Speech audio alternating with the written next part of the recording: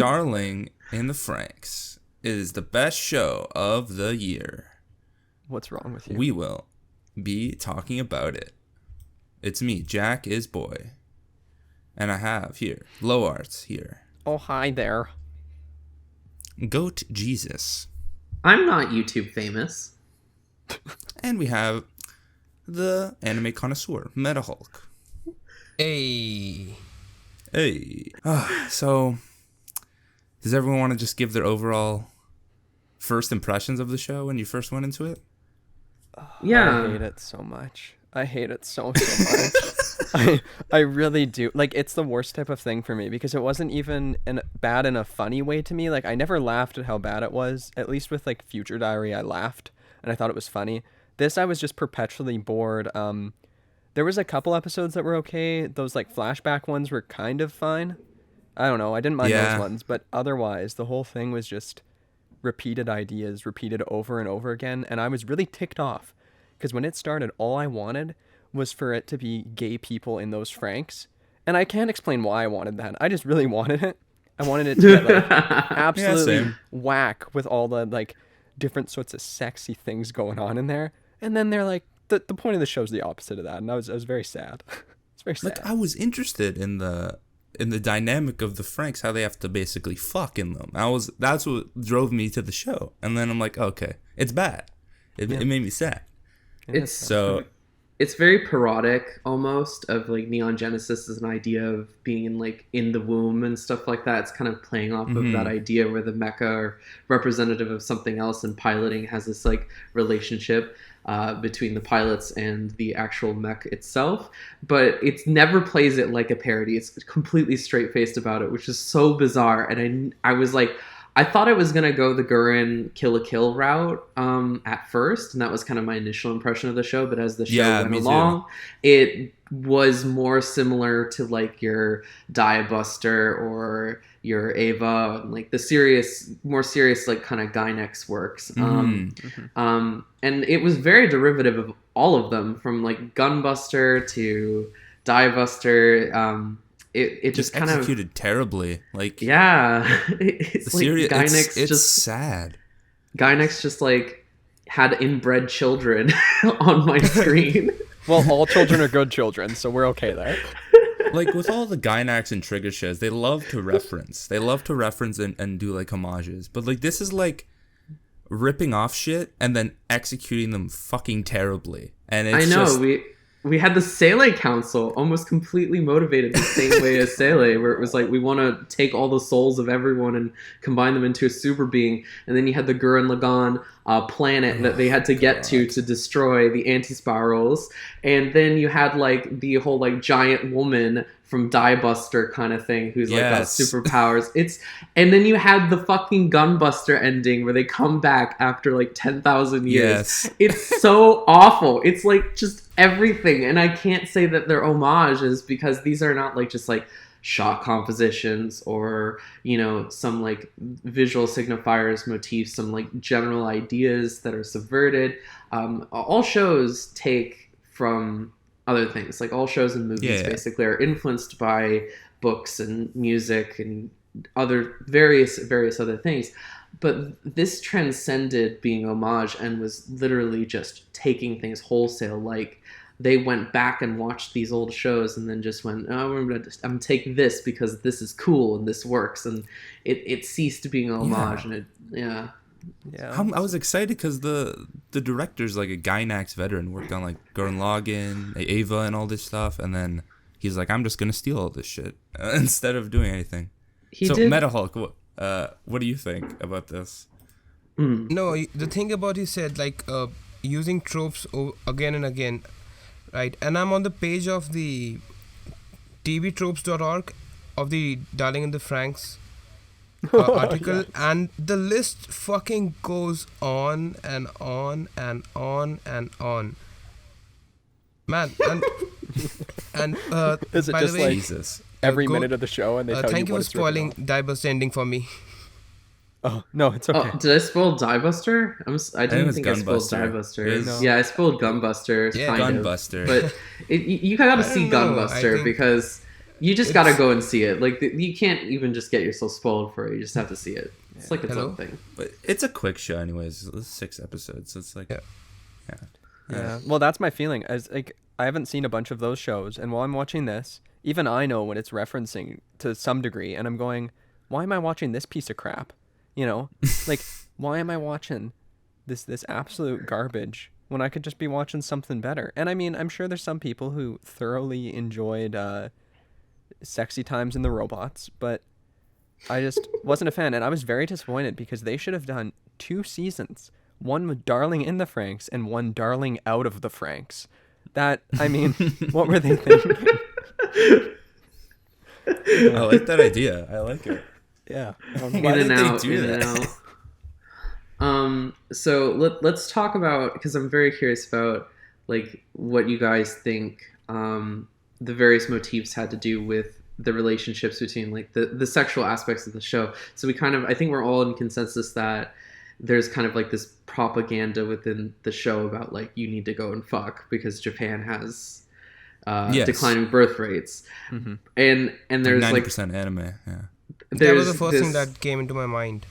It was like Japan is like, yeah man, fuck already. Like we have turned a gay guy straight just because we need to make some children.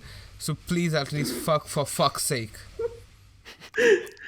I think they're kind of failing to grasp at the overall issues in regards to the declining population, because I don't know if they've identified the reason for it, which is really the important thing at hand. Yes, it's like, it's one thing to say like, fuck, go fuck. Wolf Children said that basically. It like glorified the family values and children, and that had absolutely no impact. So this is not going to have any impact either, because like really they need to tackle what the core issue of the declining birth rate is, and I don't think they did do that. They have like the Verm or whatever able to produce however many children for their Franxx things. So they're in control of the population within the show, but the show itself does not necessarily have declining birth rate. It has controlled birth rate. So it's a really strange and bad analogy, if anything, and it doesn't really like have a commentary on the core reason for the declining birth rate, which is very like cultural and go on. Yeah, I think it is much more related with the test tube babies and naturally born babies. They could have worked on that, but they were like they didn't do anything with that. Like the artificially created clones and like the later born kids in the series, they could have used it as like I don't know. There would be nothing bad. There's nothing bad to say about the test tube babies, but I felt like something similar. It was something similar to that. Yeah, they definitely could have done something, but my theory is that this is phase 1 in a propaganda machine that will turn Japan into a baby-making monstrosity. Okay, here, we've got the list set out. First was just release the show, right, to an unsuspecting populace. Second, mech technology coming along faster than ever. You make some replicas of this shit, you get children, younger people to sign up and go in there and just fuck. Like, it's a game, right? You gotta fight the aliens, but in order to fight the aliens, yeah, you have to have sex simultaneously. That's fucking genius. I think that's what it is. I think that's what's happening. Japan is fucking genius for that. There you go. Is there even a motivation for them to be children as pilots? Like, yeah, there kind of is, isn't there? Well, they're just like prepubescent, like they're going through that stage. I think that's the reason. I don't fucking know. That's a good point. Because why? Dr. Franxx designed the robots so that only teenagers could do it? I mean, what the fuck? Because when they copied like the Fuyutsuki episode in episode 19 from Ava, they did like the same thing like with Shinji's mother and Dr. Franxx's wife, because I think Dr. Franxx's wife tried piloting the Franxx. And then she died or something. She died in the Franxx. So we're supposed to watch Ava before this and be like, yeah, okay, so kids are only allowed to do this now. Okay. I think it's like season 3, dying in the Franxx. There we go. The simple reason why they put children in the Franxx is that Japan can just pat the kids on the back and be like, "You're ready to fuck, man. This is the age. Start from here. You can later add on more." Your body is That is probably the reason, is just to try to increase teenage pregnancies.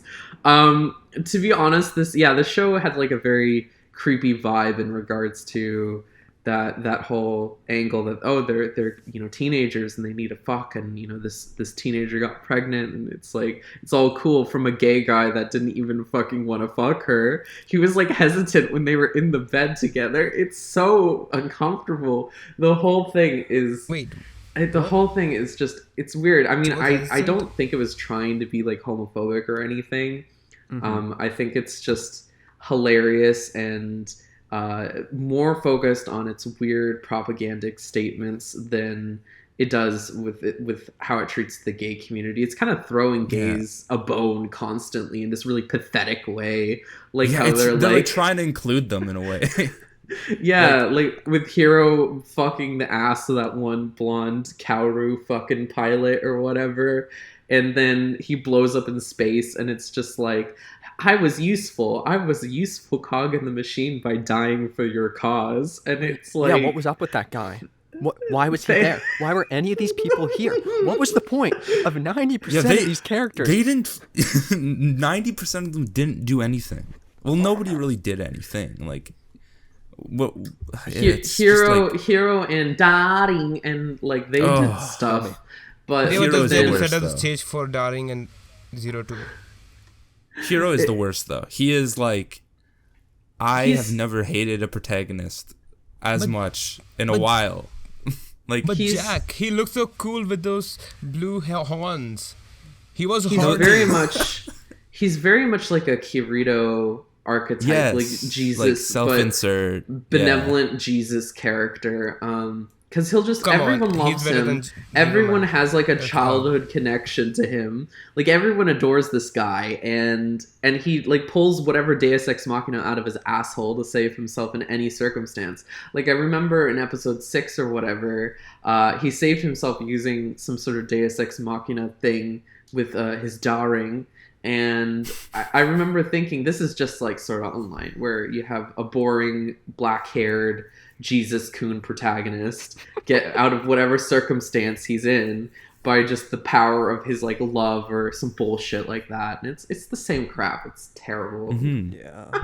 And it's not even fun. Like I can accept that stuff, and I know fun, you should never use that or you should generally avoid that word in criticism because it's so vague. But I think it's fair to say that this show just was not fun. Like, there was nothing in it. It was just too self-serious. Yeah, there was no spark of just that willingness to go along with its own joke. That willingness to just be a bit goofy about the fact that there's two teenagers in here, kind of getting it on. And we're getting these weird-ass ass shots. And, like, it's just... like, like, whenever they tried to go for, like, a more, like, silly, like goofy tone, it felt very out of place. Like I feel like the one episode where they split the house in half, I just feel like it was executed very weirdly because they were trying to like make it all, these characters are fun and stuff, but I'm just kind of sitting here bored. I'm like, okay, well, what's going on here? When the plantation was like split in half, there was no fear of there was no threat or anything. It was just like, this big monster hand or big ship thing came and just sliced it half. There were no characters that people cared about in that plantation, so why would you feel the impact? Like maybe the threat of the ship is going to attack the main plantation in which the characters are, but that didn't happen. Nearly even didn't happen. It was just a big fucking hand out of the ground. I was like, whoops, looks like Earth is going to fuck him. Yeah. Can we talk about that, by the way, with the terms plantation and papa and other things like that? Because these were weird terminology for an anime to have. I mean, like, very, very bizarre. Like, I just want a reiteration of this series where Papa is called Daddy. It's going to be fun. I hope the dub people have changed the Papas into Daddies. That'll be fucking funny, man. Daddy and Franxx. I don't want to spoil my daddy. I don't know if they meant like plantation as a synonym for garden or something like that, because plantation has a very strange like American connotation with like slavery. I think that's what they were going for, because they were calling it the garden at some points, like their place.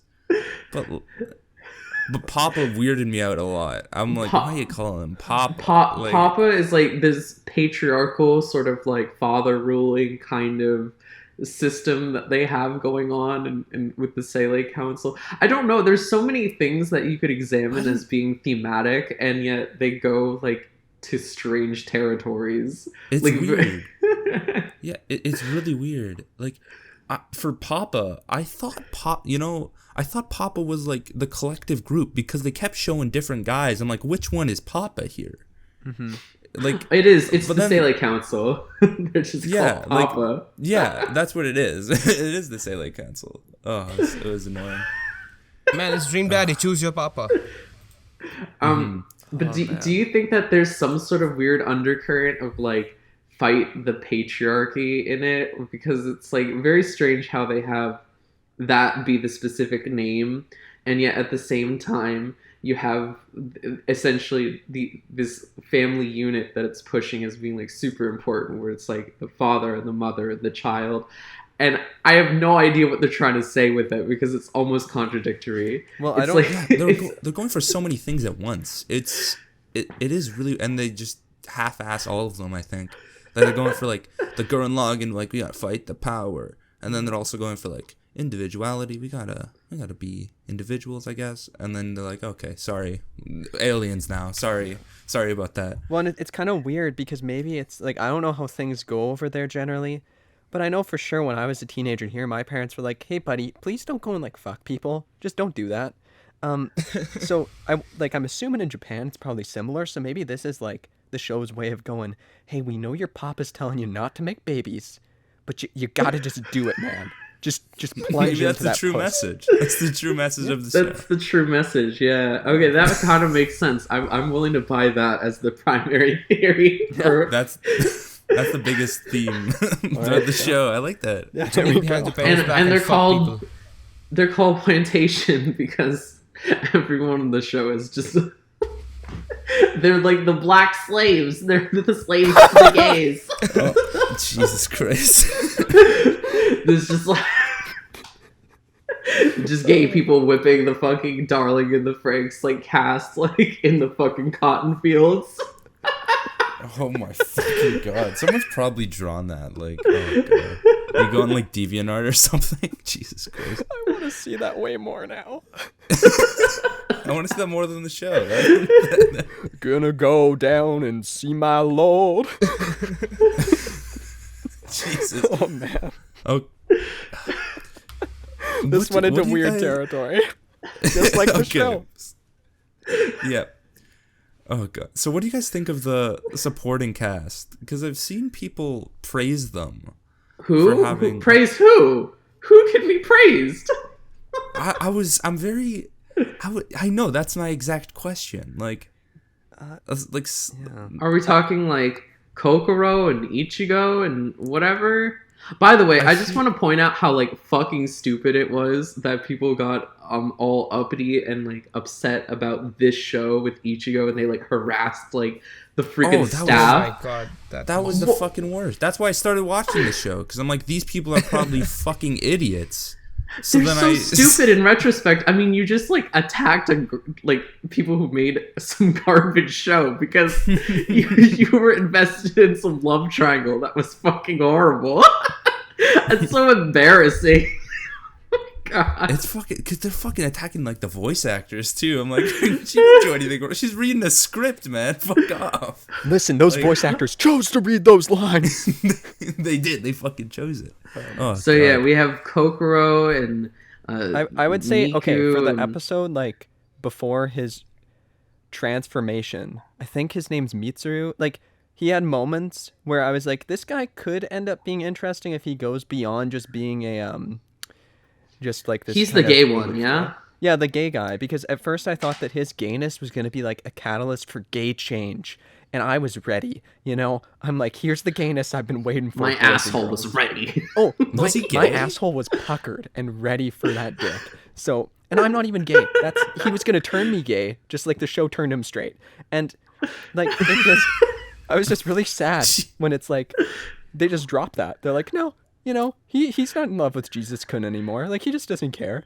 He's just make a baby. He's still in love with Jesus Kun. That was the weird thing. It was like almost like Jesus Kun coerced him into being like, to letting himself get raped by that bitch. Like letting himself get raped. I mean, he was like so unwilling. Like even when they were in bed, he's like, why am I doing this? And then like they just went with it anyway. It was so weird how he was talking to Jesus Kun, and Jesus Kun was just like, nah, this is like a phase, bruh. You should totally get with your girl who you don't even know, who you've spent no time with, and the show devoted no time to their relationship. And one day she tried to just like go into a greenhouse and then rape the fuck out of him. Well, see, and then Hiro just wanted to get out of there. Like that is like. He was tired of having like an armor plate sealed over his asshole, because the whole time he's just checking his back for Mitsuru coming up behind him. He's like, where's this guy? And like that conversation of fucking Jesus Boy talking to him to tell him to fuck Kokoro, like that was like one of the first times they fucking talked to each other in the show. If you think about it, because they're like, he's like, oh, I can't talk to him. I'm too nervous. He doesn't remember that time, and it's like. I've seen people, because I made a video about it in my comment section. They're like, oh, Kirito, not Kirito, I called him Kirito. Hiro. No, a similar man. Hirito. like Kirito over here. He's like Hiroto. They're like, oh yeah, he develops a lot. You know, after episode 15, when he talks to Mitsuru, and like they're saying that his character development is he goes from not talking to Mitsuru to talking to Mitsuru. Big strides. I'm like, okay, well, that's fucking big shit right there. Turning That's some next level character fucking development. character development right there. That's development right there. Mitsuru's arc is to be a jealous rival who is in love with Hiro, and he's in love with him. He's totally fucking gay. I mean, there's no bi-coding whatsoever with this character. There's no, like, he's, like, interested in women at all. He's not. He's not interested in Kokoro. He's not interested in any girl. There's no hint at him being a bisexual. He is just straight up gay for him. And he has this rivalry because he is straight up gay with him. And he like feels like betrayed that he didn't get with him when he promised, essentially, in their childhood, because Darling in the Franxx has this weird obsession with like childhood is linked to our present day behavior, and you'll become gay if like a little boy tells you that he wants to pilot your unit or whatever. I used to fucking shit on my dad when I was a kid. I didn't think about I want to fuck my friend or anything. I didn't think, oh my god, yeah, that's exactly. Well, they link like Ichigo's same way. Ichigo has this romance for Hiro. This is why everyone loves Hiro, because in their childhood, Hiro was really nice to them. And that's the weird thing about Darling in the Franxx, is that it like asserts that our infantile years determine our relationships in the future, which is it's kind of strange. Really odd. It's really stupid. Like, I wouldn't remember shit. Like, I wouldn't remember that. Well, Hiro transcends like, gender. He transcends morals. He transcends everything. Like, we're saying here that Hiro wasn't bi. But let's be honest. Hiro isn't about gender. Hiro is about the ideal. Hiro is about the idea of gender. I was saying like Mitsuru was not bi. He's definitely. Oh no! I'm just being a dumbass. Yeah. And it's really strange to me that they had that conversation, and then he's just like, yeah, go fuck your pilot because it's your duty. Yeah, and absolutely. And again, he wasn't even paired up with Kokoro at first. This is just some lady who like got attached to his life because of the reshuffling of pilots. Because he's like, oh, the lesbian girl isn't good enough for him, apparently. Oh, the poor lesbian. Oh, well, the gays were together. I mean... Yeah, but then the fat guy can overpower lesbians, so it's, I guess it's fine then. Can I just talk about, let's talk about fat guy, because fat guy was, he's Fatoshi? He's Fatoshi, yeah, Futoshi, or whatever. He's fat guy. I'm gonna call him fat guy. Absolutely was offensive. Now, I've had bulimia like for like a long time ago. I had this eating disorder, and so this was borderline horrific to watch. It was terrible. Yeah, I know what you're talking about. That part. Oh god. Yeah, and he has this like a horrible eating disorder that the characters then reference, and then they tell him to like get over it, basically. and he gets fucking over it. That fucking He gets pissed me. slapped. He gets slapped by the fucking Zorume, the little small boy. He's like, "Get over it, bitch!" Slaps him. I'm like, he has fucking bulimia. That's a fucking. I forgot Yeah. about that. They just dropped that entirely. They dropped it. They dropped it. Immediately. And it's really weird how, like, if you watch later episodes and stuff like that, when you watch him in scenes with food, he's not eating while the other characters are eating, so he still has this disorder. Oh my god. And they just keep it in the background the whole time after that. It's horrible. And they never ever like resolve it. At the end, he's like in a bakery with like surrounded by food. This show makes a joke out of someone with an eating disorder, and then his arc is to open up a fucking bakery. Are you fucking shitting me? This Futoshi was one of the worst characters in the show, in my opinion, because not only was he not developed, had like no relationship dynamic with anyone important, except for the fact, one thing, he was in love with Kokoro, yes, and then out of some cruel twist of fucking fate, you guys, he wound up being the person who was the priest who would marry the gay boy and Kokoro. Was that what happened? That was what happened. He was the fucking priest. That's so. You missed when the papas raided the plantation. I do. Oh my god. This is so cruel. It was so cruel. This character was treated with like no subtlety. No, people are wrong. Like that's what kindness. they're telling us. Don't be fat and fuck kids. You'll That's suffer because the girls won't be interested in you. You'll be fat and alone, and that is. I'm serious. That's like what. That is what it's saying. That is what it's saying. Oh man, it's a shame. It's horrible. It's horrible. I hated the Futoshi character. Listen, liberals. Darling in the Franxx is fat shaming people. You need to go to Ishigori and harass him. Go straight to his Twitter and harass the fuck out of him. Tell him fat shaming, body shaming is wrong. We're sending the job. This is my body, and I will be fucking 300 pounds and banging that shit on the wall, man. If I don't get a fucking chick, I'll bang the wall. Shit. But fat shaming is wrong. I'll die of a fucking heart attack at the age of 15. But fat shaming is wrong because this is your body and you can stuff how much fucking cake, Oreo, or fucking Nutella you want to eat. This is wild. Okay. Fuck yeah. Fuck. That is got a very deep look into your psyche, and it was wonderful. No, this was my past, man. This was my past. Oh. Did anyone see what's in Metahulk's head more than fucking Atsushi Nishigori's head? That should be an anime. Fat shaming. Yelling at people. That would be Wait, good. I think there is. Did anyone also wonder what the fuck was up with like Kokoro and their like her makeshift wedding, and then the SWAT team came and then they took her away and they wiped her memories, but they didn't wipe anyone else's memories, so everyone else still remembered what happened, and she was also pregnant and they didn't check to see if she had a fucking fetus growing in her, even though they supposedly monitor them 24/7, and they didn't go like, oh, this bitch is pregnant, we should probably abort this fucking child. Man, I mean, acting funny. But like in that part, they also took away Kokoro and Mitsuru's emotions. Like they fucking like did that shit, and then they're just like, sorry, they're back now. Sorry, they're gone for an episode, and then it's fucking stupid as fuck. I'm sitting there, I was laughing when the SWAT team destroyed their wedding.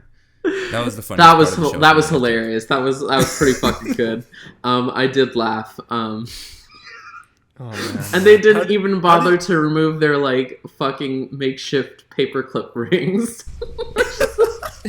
which looks so unbelievably uncomfortable. Oh my god! Holy crap, that looks like so uncomfortable. Holy shit. What did you guys think of 02? Yeah. Like, Darling. I liked her. Yeah, I liked she's her at hot. the beginning. I liked her at the beginning. She was the most interesting character. She was weird and she had this personality. And then after she fucked Hero, they're like, sorry, she's a boring person now. She just did nothing after that. I'm like, okay, all right. Thank you, Japan. Yeah. I felt like she could have been interesting, but the problem was that the show was content with running her through the exact same character beats over and over again with no development until they entirely halted her personality. Like, no, I can't be with you. Yeah, I can. No, I can't. Yeah, I can. No, I can't. Yeah, I can. No, I can't. Can you can? It was just over and over, and I'm like, they kept just doing stop. it. Like, do it once or twice, until and like then the very it's end done. too. Yeah, even at the I end. was like even getting when they were so in space sick of too. it. Like, yeah. they kept doing that. I was gonna die. They kept repeating her like character influx over and over again. And one thing I have to say is that I do not ship 02 and Hero. I think that they're a terrible couple because none of their relationship is actually built on them caring for each other in the present. It's all built on this like one childhood memory of them like of Hero saving her. It's not a good chemistry. And they just seem to be in love with each other out of obligation to their past rather than being in love with each other because they care about each other in the here and now. Just like Mitsuru and Kokoro. Yeah, that's true. Yeah. That's no, so it's not true. like Mitsuru and Kokoro because there's nothing to love about each other. They're told to fuck, so they do it. Okay, I think, now that you have said the thing thing. about no, you go on first. Oh, sure. I'll just finish this one thought. So I think 02, there's not really much to like about her in regards to... I think she's super interesting. There's not much to like about her in regards to... She acts like a toddler a lot of the time, and I'm not sure why anybody would fall in love with her when she's just a sadistic toddler in her personality. Again, it's only because Hero has this like past connection with her that they really even get along in the first place. So it's a little disconcerting what it thinks is prime romance. So Prime. Japan can't write romance, bro. It's like really rare that I ever see a good romance where it's like, oh, these characters legitimately care about each other and they have like reasons to like each other and bond, like a normal relationship. Looking at the sheer amount of romance movies, TV shows, and anime they produce, they really suck at it. They do. I think, and it makes sense. Their culture is like so. It's so sheltered. Again, they're don't love. Yeah, the escapist and become self-isolating. There are good anime romances. Yeah. There are some. Yeah. There are some. Like there are always like, exceptions. Most of these shit romances in are like shitty. I like a decent amount of them that I've seen, but like most of them that I've seen in like action shows, I feel are just because they just throw it in there, like SAO comes to mind especially because like. Oh man, that was so bad. It was basically just like, you are the best woman, I am best man, we are together. That is like the I want a fan dub that's just that Basically. accent through the whole movie, like you doing every single character, like, hello there, Kirito, do you want to put it in? And he's like, absolutely, let's do this now. Okay, we're back. Yep. We're back, and we got Lowart missing over here. He's we had some Discord problems because Discord is the best chatting service in the world, and they kind of their servers crashed. So and then Lowart had to go. So it's just gonna be us wrapping up this podcast. Unlike the Darling and the Franxx crew, they never wrap it up. Anyway, we're gonna be talking about animation here. So what did you guys think about the way this show was animated and the stylistic approach it had? I enjoyed a lot of the animation and the art style too. Like I thought, like character design wise, I thought a lot of the characters looked really interesting. Besides Hero, basically, I didn't like Hero's character design. I feel like he was very bland. But like characters like 02 and like Zorome, who had all the cool hair, I felt like their character designs were very interesting, and like also the mech animation was really well done since like Hiroyuki Imaishi was the action director for this show. So what do you guys have to think? I think I don't know. I kind of felt differently about the way that the animation choreography was done. A lot of the time, it was very like spastic for Hiroyuki Imaishi. He's usually clearer about the way, like the placement of the characters and stuff like that. And I got a little bit confused and unengaged with just the way that it was done. But I definitely think the first half was a lot better with choreography than the second half, especially in the space scenes. You couldn't even tell what the hell was happening because it was just like a million laser beams like everywhere on screen, flying nowhere in particular, and you couldn't locate where the characters were, what the stakes were, or like what was happening to each pilot. And whenever they would like one of the gay pilots would just blow up or something, it was just random. I never really felt like there was any coherency to the space battles in particular, so that was a huge failing. But the earlier stuff was a bit confusing, but overall way better. I think that Imaishi has done much better job with choreography on Gurren and on Kill la Kill, personally. Yeah, like everything else he's done is better for sure. Yeah, like action wise. But I also felt like the CG was actually good in this show. It wasn't terrible. It didn't stand out or anything. It didn't stand out, and that's what like caught my eye, because like usually CG in a lot of shows is pretty shit. So seeing that in this show, it was actually decent, because I feel like I think Trigger works closely, like with the CG company, like with the Ultra Super Pictures. I feel the CG company was, I think, wait, sorry, I forgot. It was, I think, Kaya only. The company was just the Evangelion movies, right? Kara, right? Sorry, Kara. Yeah, Kara is doing the 3D for this. Was it Kara? I didn't know that. It's Kara. Okay, well, it looked damn good. So, and so do the rebuild films do look the good. Rebuilds. The rebuilds also have decent CGI. Yeah, so that makes sense. Yeah, I think that the show was a huge disappointment as far as Trigger's an entry into Trigger. I kind of heard this thing. Someone in my comment section on YouTube was talking about, and I have no confirmation of this, that Trigger was getting like super demotivated while working on it, and they actually gave up somewhere halfway through the show and left A1 Pictures to wrap everything up with what they had. I don't know if that's true or not. It sounds rumor heavy. It sounds very rumory. Yeah, but no. Was any of you on the Our Darling in the Franxx while the show was airing? It's wait. What did we think when the show's airing? No. Is that what she said? No. I asked. Was any of you on? Were any of you on the Our Darling in the Franxx, the Reddit subreddit for Darling in the Franxx? No, I was not on the subreddit. So I was following the subreddit episode by episode, and you see, there was a thing which there was news that actually Trigger was just a stylistic choice, and they were just doing the in-between animation and other stuff. The main animation production and story writing was done by Cloverworks. So, and the reason why it has such a Trigger vibe to it is because Imaishi has this he is related and very passionate about Trigger's art style and the way the shows are presented. So it was completely Cloverworks, and just Trigger was just back in there helping them.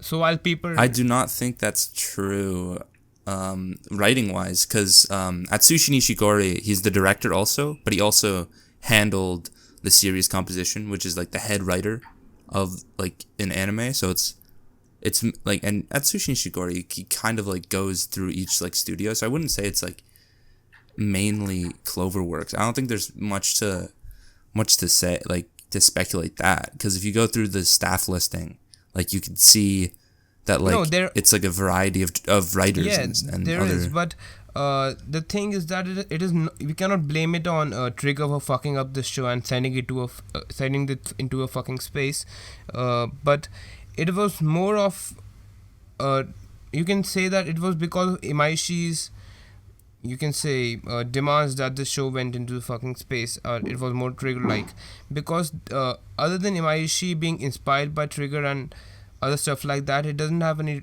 direct relation to Trigger.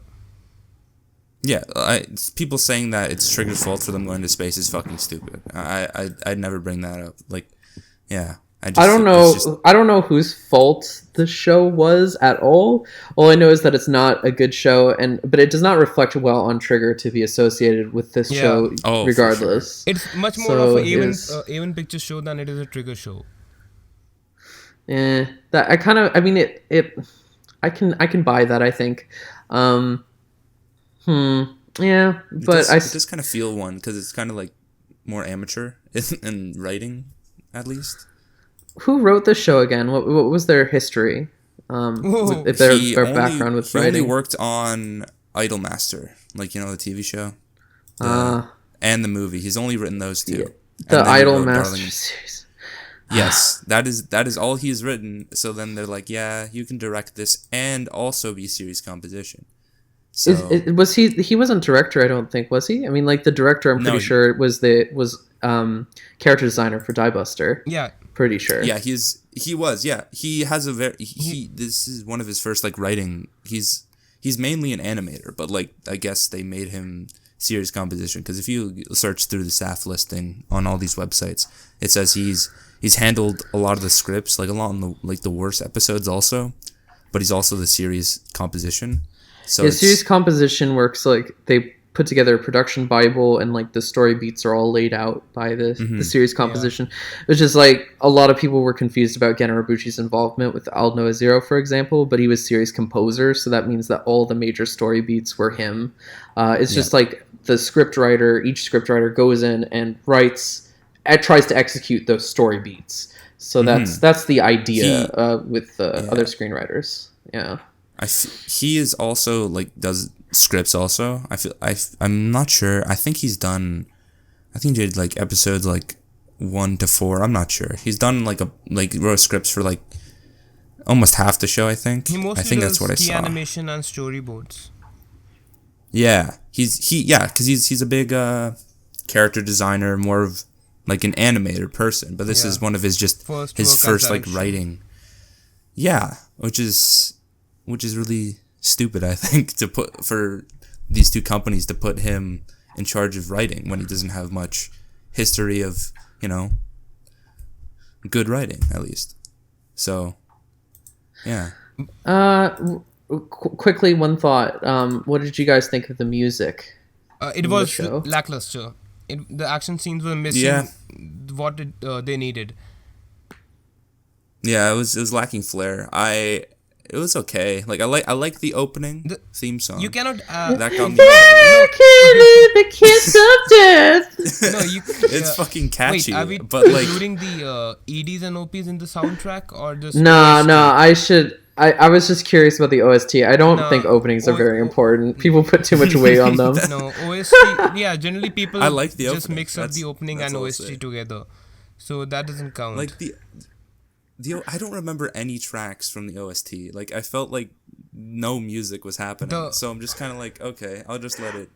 Like I've looked over it again and just kind of just like, very disappointed because like a lot of Trigger shows especially have like great soundtrack, very interesting, great like OSTs. We just came off of Kill la Kill with the super iconic OST, I watched Gurren Lagann before watching Darling in the Franxx. It was a fucking disappointment for me.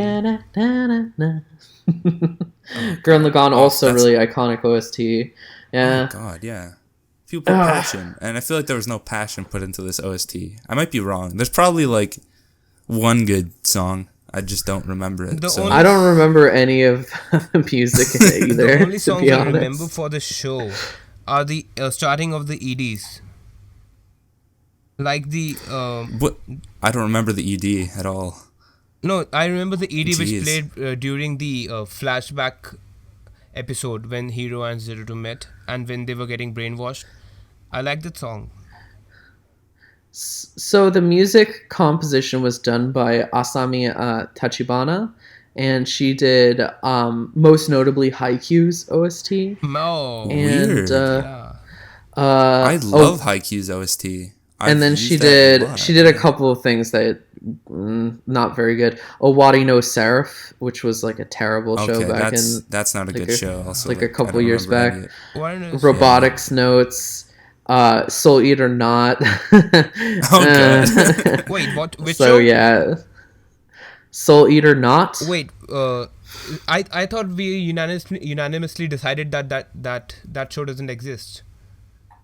Oh, you're right. I mean, it got canceled, unfortunately. Yeah, that's so sad. It was such a shame. It would have been so good, I'm sure. Yeah. Tragic. Too bad we'll never see it. Okay. Jesus Christ. All right, we are back. We are back. Everything again. is bad. Skype and Discord are bad. Yep. That's all we have to say. Yep. Darling and the Franxx. No, Skype worked fine for us, man. Whoa. Yeah, but problems. Okay. Yeah. Okay. So. Yeah, that's for old people. What were we talking Skype's about? for old people. What were we talking about? We were talking about the music. We were talking about the music. Oh, we're talking about the music. We were talking about the music, and the music's forgettable. And moving on from that, I guess we have to let's talk about the ending briefly. Like, what do you guys think of the ending? Well, disappointing. It was okay. I'm just kind of I was just kind of like numb to every stupid thing that was happening in the show up to that point. I was just kind of like, okay, whatever. I'm just letting this shit wash over me right now. Like, all this stupidity. Like, I get it, they're kind of trying to steal the shit from Gunbuster at the end there, but I thought it was just kind of fine with it. Yeah, they're trying to take some shit from Gunbuster for sure. But I mean, I think it's just really cheesy and preachy is the thing. Yes. Like, the show shouldn't have no show should have to stand in front of a camera, like line up all the characters and then literally preach to you. And then I don't understand why like the baby was out there and then they were standing out there for presumably weeks. Like, just standing outside shouting at the sky. Fuck? Oh, that was really fucking stupid. Oh my god. No, man, that was just their evening ritual. They just go out, join hands, and be like, "Hero, we pray for hero, we pray for and hero and zero two." two." Even though they don't even know if it'll work or not, they're just out there doing that, and then it does. Oh man, that's basically religion, man. The child was when the child said, "That's religion start." When the child said "darling," I bursted out into laughter. That was pretty funny. I'm like. Why? Why did she? What? Why? Man, the whole. I frowned my eyebrows when I heard that. The whole ending was pretty rushed. God. I think they could have used another 5 episodes maybe to flesh out the ending. Because to flesh out the aliens. If they for had sure. They should have just ended it when they entered the space, and just started off like a 12 episode or even an OVA like Oreimo did. They added 2 more OVAs for the ending. Right, and just extended it out so it was more fleshed out. Well, yeah, that was a bad example, but because Oreimo sucked. Well, I was really pissed when I saw the ending for the second season of Oreimo in the OVAs. I literally punched the wall, and ever since then my left hand's thumb aches. Jesus. Okay. Still to this day. Okay. We're talking about Oreimo here instead of Darling and the Franxx, so I think that means we're pretty much let's bring it back. We're pretty much wrapping up, yeah? Is there anything else you guys want to talk about? Any last words? Or I think I wanted to bring up Ikono, the lesbian girl. Yeah.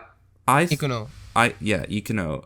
I just thought everything with her was like the most rushed thing ever. Like, I didn't see her being a lesbian at all because she didn't have a character until like that one episode, and then like she jumped on Ichigo and she's like, I'm a lesbian. But Jack, she was reading a book with a white lily that represents purity. Purity represents Yuri. There was science all along. Well, Yuri literally means lily in Japanese, so that's funny. But I kind of like that now. I didn't know that. I didn't know that was a thing. Yeah. No, it was there on the beach episode. Yeah. She was reading a book with Lily bookmark. Yeah. Well, so I'm not looking at these. It might have been foreshadowed or some shit by that. It was in a weird Japanese pun way, but there's definitely no like character built into it. And no. Yeah, and then she says I'm gay, and then like the show forgets about her until the end. and then she gets with the fucking hand, like an armless chick from the beginning of the show. Yeah. That doesn't matter. And she's also I forgot she aging existed. rapidly. Oh my goodness. Like, it's so bad. I mean, all the gay characters were treated with such disrespect in this show. It was either we're going to die for the sake of the hero, or we're going to like die slowly for the sake of everyone else in a contrived plot point that was basically invented specifically for me to age rapidly. Or we can fuck a tot. Or we're gonna have to go fuck a chick because our boyfriend tells us that we should. And that's Like, I just think every character that is quote unquote different from like the norm, like, is treated differently. Like, fat guy, fucking bulimia. Oh, Mr. slap him. Bulimia Sorry, over you're- here. Probably more Like, offensive deal than the with gay it. characters, to be honest. I just hated the way they I think handled it. that is the most offensive part to me, Yeah. honestly. That's We're pissing gonna me make off. fun of you, the fact that you're fat, and then we're gonna introduce a fucking eating disorder, and then it basically just have it in the background after that. Ugh. Horrible, horrific. Like, if you're just gonna ignore it like that, why would you put it in the background still? Like that? That is just Terrible. fucking terrible. Wait, what were you guys talking about? His The bulimia. Discord wonged up for me. The bulimia kid. His bulimia. Bulimia kid. Futoshi. Oh, right. His bulimia. Yeah, just resolve it or keep it like coming back. Don't just show it like he's just sad sitting there in front of food like, oh, me can't eat. And Yeah, he Jesus. doesn't get with the girl that he actually liked. I mean, that's like super depressing too. Like, she just rejects him because he's fat. Yeah, he got fucked over in every single way. Dude. And then he got. Did he have kids at the end? Did I see that, or did Yeah, I? he had 3 kids Oh, jeez. with some random chick. Dude. Some random girl we don't even get to see. She's so irrelevant that like she's not even worth like seeing her face. Yeah. I guess. No, she her face was shown, but it was somewhat. She was more of a short fatoshi. Okay. Kind of female Yeah, fat character. people can only get with Yeah. fat people. That is the moral of the Yeah. story. I mean, The moral of Because Shrek can get Darling only in the Fiona, Franxx feels like not it was. Lord Darling in the Farquaad. Franxx feels like it was written by a school shooter. And What? it's all about this like power fantasy where it's like you gotta fuck all the people and the incels don't get shit, and it's just like I feel like Elliot Rodger wrote this, like in yes, yeah. Elliot Rodger. Oh, before He wrote it from his he grave, man. sent it to fucking Studio Trigger. They're like, okay, we'll use the script. We'll use the script for our new show. Before shooting at the school, he was like, I'm done writing this masterpiece. Here it goes. It was part of his manifesto, but then they cut it out of it. So He was an anime fan supposedly, so yeah.